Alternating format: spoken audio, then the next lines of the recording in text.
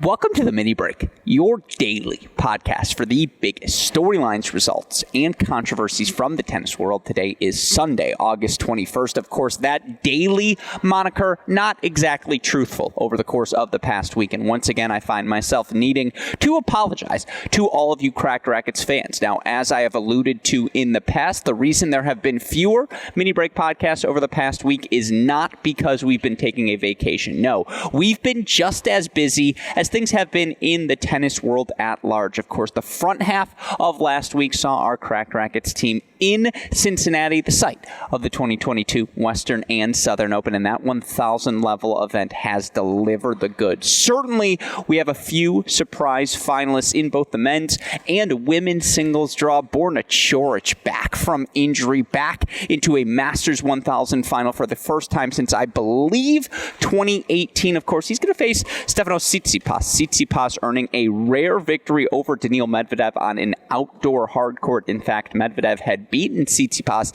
in their last 5 outdoor hard court affairs. Now, as you listeners know, we have been scholars of the next-gen ATP movement, really since our inception back in 2017, but to see Coric, Tsitsipas playing in a Masters 1000 final in the context of what their seasons have looked like, certainly not a result any of us would have seen coming. Of course, that's where things stand on the men's side. On the women's side, you've got 2 unseeded finalists for the first time in Cincinnati history. Of course, neither of these unseeded finalists, your typical unheralded, come out of nowhere sorts of runs. You've got Caroline Garcia, who has arguably been the hottest player on the WTA Tour since the start of the grass court season, the former world number 4 into the Masters 1000 final in Cincinnati. She has been spectacular, and that spectacular play included a 3-set victory over Aryna Sabalenka in the semifinals. Of course, Garcia's going to face another power tennis-centric player next, as she's going to take on Petra Kvitova. Kvitova reminding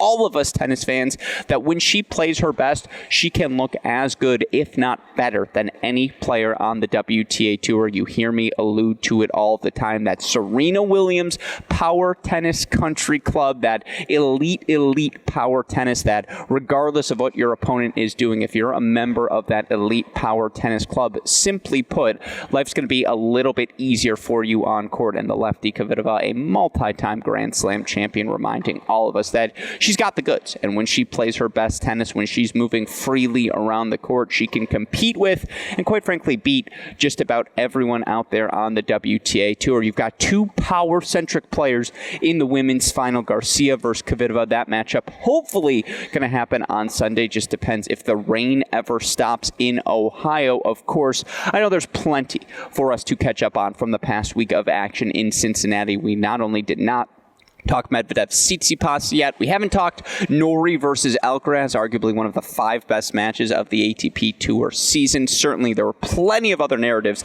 that emerged on the women's side as well. That said, I just haven't quite had the chance to dive headfirst into the film from the past week of Cincinnati. As such, I owe to all of you listeners a further explainer, a further recapping of everything that happens at the Western and Southern Open, as of course that action doing such an incredible job of previewing what should be a fun 2 weeks of action coming up in New York. The year's final Grand Slam beginning at the start of next week. Of course, we already see players on social media descending upon New York to begin their practice schedules. We know qualifying for that event is going to get underway this week as well. And of course, the action in Canada at that 1,000 level event 2 weeks ago, the action this past week in Cincinnati, about as good of a job as possible of previewing what we may expect in New York. By the way, I haven't forgotten, I still owe you recaps on the Carreño Busta Championship run in Canada. Simona Halep earning a signature title victory herself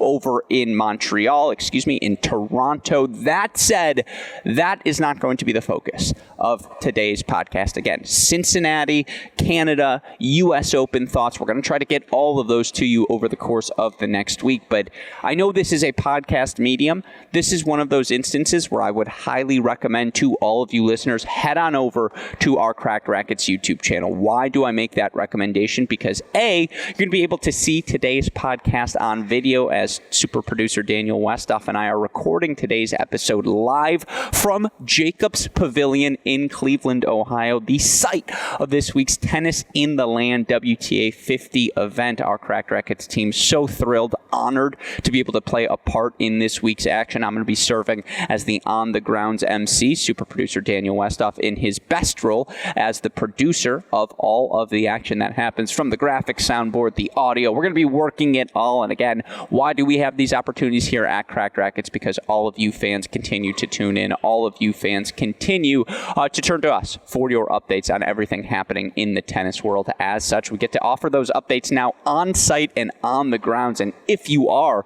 watching this on YouTube right now, you will see in the background just a gorgeous stadium. I truly don't believe there's any other like this. I'm going to use a word I hesitate to use. I believe this Jacobs Pavilion Center Court Stadium here at the Tennis in the Land event, it's unique. It truly is one of a kind. Of course, you've got the domed roof overhead that still offers an outdoor feel to this center court, and as such, plenty of fresh air, breeze blowing through the court. It's going to play like an outdoor court as well. That said, if it does rain, as happens from time to time here in the Midwest, it's a very quick cleanup, very easy to continue to facilitate matches, and certainly throughout the course of the week, we'll have updates for you on everything that's happening here in Cleveland. Hopefully, we'll also have the opportunity to speak with some of the players competing in this week's event, whether it be Barbara Krejcikova, Ludmila Samsonova. You've got Caroline Garcia allegedly playing this week's event, although given her run to the final of Cincinnati, the likelihood of that, I should say, feels less and less likely with every passing moment. But some of the players we've already seen on court practicing. Some of them you may see behind me if you're watching live. Barbara Krejcikova, Katerina Siniakova. I know Diana Yastremska is lined up to play Arena Camila Begu. We'll get into a preview of the draw more broadly a little bit later on today's show. But on this mini break podcast, what I want to do for all of you listeners, recap a couple of things we've been up to here at Cracked Racquets over the past few days. Again, as I just alluded to, one part of that, we'll be talking about this week's Tennis in the Land event. The other part of this podcast, I want to recap where we were over the past few days. And those of you who follow our Cracked Racquets YouTube channel will already know the answer to that question. We had the opportunity to broadcast one of the week's exhibition events. It was the Ellesse Pro Tennis Challenge happening in Reading, Pennsylvania at the beautiful Emke Tennis Garden. And before I even get into who was playing, what we saw, have to give a massive thank you to Dr. and Mrs. Emke, who allow me to refer to them as mom and dad whenever I am on site. The Emke family, truly a gift to the tennis community, the court they've built in their backyard, their willingness to put in the resources, put in the time to sustain that court, make it just the perfect environment for the exhibition play we saw over the last 3 days. It's a one-of-a-kind event. I'm going to overuse that word, dare I say. It truly is unique and was phenomenal for us to have the opportunity to broadcast that action. Certainly the players competing in the event were exciting. You had top 75 guy in the world in 21-year-old Hugo Gaston. You had one of the rising stars on the junior circuit who, believe me, I've got a full breakdown for you all today about in 18-year-old Michael Zhang. You had the opportunity to see guys working their way back from injury, guys like a Samit Nagal, guys like a Ryan Harrison, and countless others just making the event worthwhile, making it such a fun 2 days of tennis. And what I want to do on this show is break down those 2 days of tennis. I had the opportunity to see a couple of players in close, in person for the first time, and boy, do I have some thoughts on their play, on all the action we saw unfold. So again, more broadly, I'm well aware I owe you guys a Cincinnati recap podcast. At some point, we'll talk about those Canada finals as well. This week, I'm not going to lie, we're going to be on a bit of a time crunch. We're going to have to find time, and I owe it to you listeners. I'm going to provide U.S. Open preview content because that's what we do here at Cracked Racquets. And if we're not preparing you for the year's final Grand Slam, we're not doing our job. That said, will we have all 12 of the categories that we usually have? Maybe not. Might be a little bit tougher for us to break down all the Americans, all the dark horses, the contenders, the draws. That said, we'll try to do a little bit of each of that over the course of the next week. Try to do my best to not provide just solo material for all of you, but actually bring in our guests, bring in some of the fellow experts we see across the tennis world. Fellow experts. Hey, great shot. A little humble brag there, calling myself an expert. Bring in some of the experts is what I meant to say. The Gil Grosses of the world, the David Canes of the world. Dare I say maybe we have a new Ben Rothenberg appearance coming up for all of you fans. Again, busy times right now in the tennis world, busy times for us here at Cracked Racquets. Nevertheless, we know it's our job to keep you all well informed, keep you the best educated fans in the business. As such, again, just coming up over the course of the next week, more Cincinnati talk for all of you. We'll get into our U.S. Open preview. We'll talk, of course, about this week's action in Cleveland as well as on the men's side over in Winston-Salem. But again, focus of today's podcast, recapping the Ellesse Pro Tennis Challenge, previewing this week's action happening in Cleveland. Of course, the reason we're able to do all of that day in, day out here is because of the support we get from all of you listeners. And again, we remain immensely grateful that so many of you choose to turn to us for updates on everything happening across levels in the tennis world. That's why even when we're on the road, even when we're busy, we know it's our job to keep you the most well-informed, best educated fans in the business. We are determined, I should say, to continue to do that, and we will do our best to do so over the course of the next week. So thank you to all of you that continue to tune in. Thank you, of course, to our friends at Tennis Point. Remember, it's tennis-point.com. The promo code is CR15 to find all of the greatest equipments at all of the best prices. Tennis-point.com. The promo code is CR15. With that said, let's get into it. And I want to start with the Ellesse Pro Tennis Challenge we saw over the course of the past 2 days. For those of you who perhaps were locked in to the Cincinnati action, didn't quite have time to tune into our Cracked Racquets YouTube channel, tune into any of the Ellesse action. I've got good news for you. All of that action available on replay on our Cracked Racquets YouTube channel. You can watch all 8 matches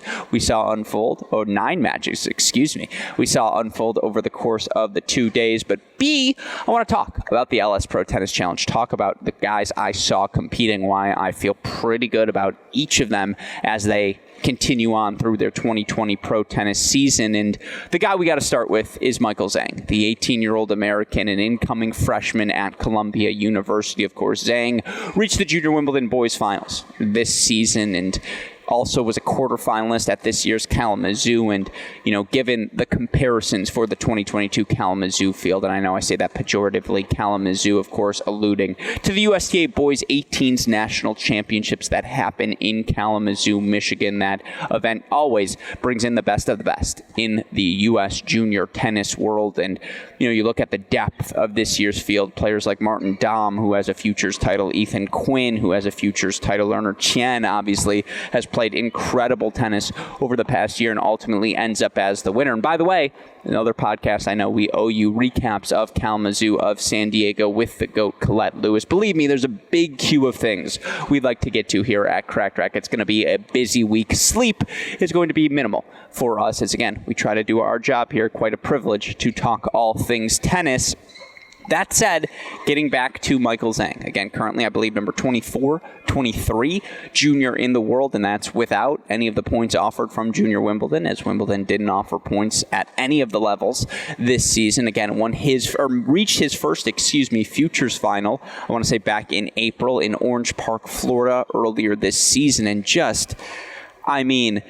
watching Michael Zhang play, all that comes to my mind is thinking about the depth in the professional tennis world. Watching a guy like Michael Zhang and thinking to myself, how is this guy not the number one prospect? How can someone who has such few holes in his game so early in his career, so much more growth for upside physically and in developing his weapons, becoming just a better tennis player moving forward, how are there 23 better juniors in the world than this guy? How are there any 8? Again, you look at the Carlos Alcarazes of the world, and I know I mentioned this in Cincinnati, watching all of the pros play. I can't help but think to myself, how do any of you lose matches? You're all so exceptional at striking tennis balls, and it remains a mystery to me because, again, you watch a kid like Michael Zhang play. He doesn't look like an 18-year-old out on court. He looks like a 25-year-old. He looks like a 26-year-old. Just so smooth, so fluid, so exceptional at everything he does on court. And I think the first thing that comes to mind when breaking down the 18-year-old Zhang's game is there's just not a weakness for him at any portion of the sport, whether it be his movement. Is he elite as a mover? Is he going to be a Tommy Paul, Alex de Minaur, Francis Tiafoe type athlete at his peak?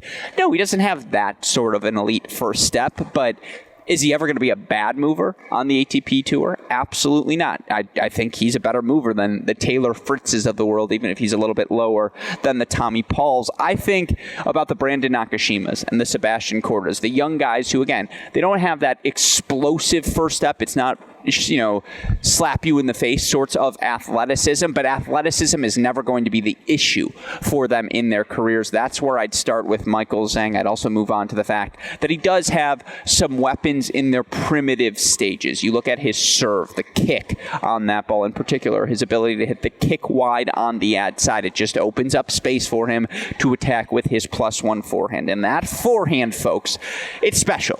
And I was once speaking with Bjorn Fertangelo, coincidentally in Cleveland. Now, it was at the Cleveland Challenger a couple of years ago, but he was describing former University of Illinois, now top 300 player in the world, Alexander Kovacevich's game to me, and describing how the way Alexander Kovacevich hit the on-the-run forehand cross, it's just a special thing that that Michael Zhang was able to do. And so, again, his ability to move that forehand, or that Kovacevich was able to do. And so, watching Zhang hit that cross-court forehand, watching him hit that on the run, it was impressive. It was incredible. And so, again, to watch him be able to draw that ball cross court, to watch him be able to move the ball around the court, super, super impressive from Michael Zhang. And again, ultimately allows him to reach the finals of this Ellesse Pro Tennis Challenge. And you look for Zhang, who, really never played that many top 500 players in his career. He had the opportunity over this past week to compete against multiple top 100 players, whether it be Hugo Gaston, who ultimately finds himself a 3-set loss to a top 100 player in Gaston, but he was up a set, and he was up, 6-2, and ultimately in a 3rd set breaker. Just his forehand held up, his ability to move that ball around the court, special. His ability to drive the backhand through the court, equally special. And just, that backhand's more than a placeholder. Even if he says he's going to continue to work on it, he's comfortable as a volleyer, comfortable moving forward into the court, into the net. There's just, again, a bunch of things that Michael Zhang does that you're just encouraged about moving forward, because the guy's paper thin and he still has a boy's body. And once Howard Endelman at Columbia, that Columbia coaching staff, get their hands on him when he puts on 5, 10, 15 pounds of muscle, able to have a little bit more girth behind that forehand, which is already so heavy. And, again, extraordinarily impressive. Again, I like the drive on his backhand, his willingness to go down the line. He's he says, I'm trying to work on moving forward, trying to bring that mentality into my game. You can see that manifest itself on court. He is a comfortable volleyer. Even if it's not a great volleyer, you do think about the early stages of a guy like a Brandon Nakashima or a Sebi Korda. Aren't great volleyers, but know precisely what they're doing. I mean, they're both great. And Michael Zhang has those skills. If he gets his hands on the return of serve, that return is going in. Now, I'd like to see him get more aggressive on the second serve return, but that's a nuanced thing.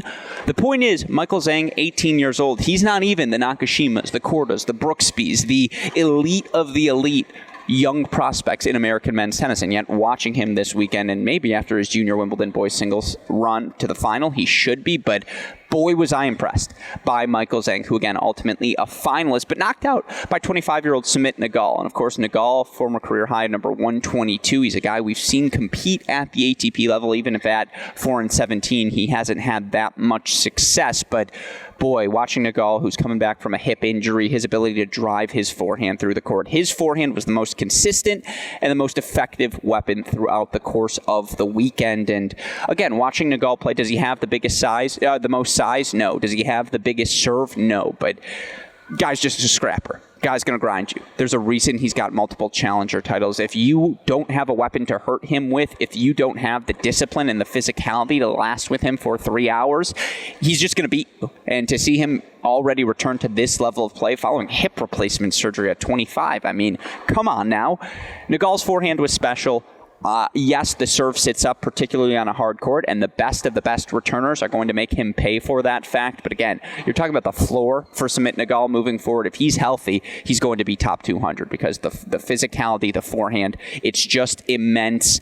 Quickly going through the rest of the field here. Ryan Harrison working his way back from injury. You could tell there are some things he still needs to return to rhythm on. In particular, his +1 forehand was bad. He will be the first one to tell you his +1 forehand was bad throughout the course of the weekend. If you could get depth to that ball, he was going to provide a shank winner or a shank error or just leave that ball short for you to attack. Thought he moved really well in and out of the outer thirds of the court. I thought the backhand looked good as well. I thought he looked comfortable as a volleyer. First serve percentage was miserable. In 2 of his 3 matches, I think it was under 50%, and you could tell him getting frustrated with that serve kind of leaked into some of the other parts of his game. But look, he's still Ryan freaking Harrison, an incredible competitor, and I'm very much looking forward to all of you listeners hearing my conversation with him, because you spend 5 minutes with Ryan Harrison, you're just going to be immensely smarter about tennis. And look, has he been a prickly personality throughout the course of his career? Absolutely. Has he also matured in the past 3 years now, 30 years old, and just a wealth of wisdom, experiences to reflect upon, offer to people? He has those things now. And the maturity he's shown, his willingness to be open about some of the things he struggled with. Ryan Harrison's going to be a hell of a coach one day. And obviously he comes from a coaching family. His dad's been the guy at IMG for about 3 decades now. But man, was it a pleasure to spend time with Ryan Harrison. And then just to quickly wrap things, Jonas Feraytek, the former world junior #1, junior U.S. Open champion, his forehand's top 100 good. Top 50 good even. When he drives that ball through the court, you just lose. And when he's on his front foot, when he's able to be the aggressor, able to move in behind that ball. I mean, he beat Hugo Gaston 4-4. There were only 2 breaks of serve in the match. Hugo was broken once in the first set, once in the second set. And that just shows when Feraytek's on his front foot dictating again, he does have the weapons, in my opinion, regardless of level, to play on his term. Want to see a little bit more drive in the backhand. Needs to become a more comfortable volleyer. Obviously needs to land more first serves, but you could say that about everyone. That said, for a former world junior #1, I'm all in on him. And then, again, our final 2 guys, Nick Bible, close friend to us here at Cracked Racquets. He's been hitting with Oliver Crawford. He's been on the futures grind. Just a great guy. It was really fun to get the chance to spend some time with him. And I'll say this, forehand looked better. The backhand's able to hang with all of the players that were there this weekend. If that forehand just, it's a little bit big, produces more errors perhaps than your normal ground stroke. But I thought he was great. And last but certainly not least, I'm pretty sure Hugo Gaston and I are now friends. And I don't say that lightly, but Gaston and I probably spent 6 hours with one another over the course of the past 3 days. And I'm not trying to be weird, but he's just the man. Like, this podcast, we aren't fans of any particular player because we're unbiased. And as members of the media, we want to be able to view things objectively. Ugo's just the guy. I mean, so easygoing, relaxed, funny. You watch him play, everything's just so easy for him, whether it be, again, the drop shots, the feel around the court, the movement. There are times when he slides on a hard court, my entire groin would be ripped out of my body if I tried to move the way Hugo Gaston does. And yet, despite his size, good pop on the serve, moves the ball really well around the court. Again, a comfortable volleyer moving forward. Now, again, is that serve going to get attacked against the best of the best in the world? Absolutely. But his ability to problem solve, his ability to change direction on the forehand, it was exceptional. And so, again, all 6 of our players, I think there's still upside to be tapped into all of them. And certainly, again, immensely impressed by Hugo Gaston. It was really fun to get the chance to hang out with him. Hopefully, we'll have the chance to see him more, speak with him more. We got to speak with all of our players, and you'll get the chance to hear those on the Cracked Interviews podcast this week. But again, as I look at the Ellesse Tennis Challenge, I'm in on Michael Zhang, buying all of the stock, although he's going to Columbia. I think he's team academics right now over team tennis. We'll see if that changes, if his tennis continues to improve. And by the way, Columbia's going to be really good this year. That's a story for another time. But Gaston, got the skills. Harrison, if he can get healthy, we'll see what happens. Feraytek's going to be top 100. It's when, not if. The weapons are there once the consistency, the mentality, the focus clicks for him as well. Again, you just can't fake the plan A, but it was a really fun few days of action over in Pennsylvania, and certainly, again, go check out our Cracked Racquets YouTube channel. You can watch all of the matches. Go watch the replays, of course. You can go watch our Media Day interviews with each of our players on there as well. All of those interviews going to be offered as Cracked Interviews podcasts for all of you over the course of the next few days. With that said, I'm getting a signal from super producer Daniel Westoff that says it's time to cut. So what I'm going to have to do a little bit later in the day is come back, talk about Cleveland, talk about Cincinnati, talk about Canada, get into our U.S. Open preview. We are well aware we're a bit behind here at Cracked Racquets, but we're going to play catch-up. As we know, it's our job to make you the most well-informed, best-educated fans in the business. Shout out, as always, by the way, to our super producer, Daniel Westoff. He's on the road. He's driving all the time, yet he's still finding time to edit this product, get it all to you. He is the best in the business and has a heck of a job to do today. Shout out as well to our friends at Tennis Point for their support, tennis-point.com. The promo code is CR15. With that said, we'll be here all week long. Jacobs Pavilion in Cleveland. If you're in the area, come say hello. But for now, for our super producer, Daniel Westoff, our friends at Tennis Point, from all of us here at Cracked Racquets and the Tennis Channel Podcast Network, I'm your host, Alex Gruskin. You've been listening to another edition of the Mini Break, and you know what we say. That's the break. And we'll talk to you all tomorrow. Thanks, everyone.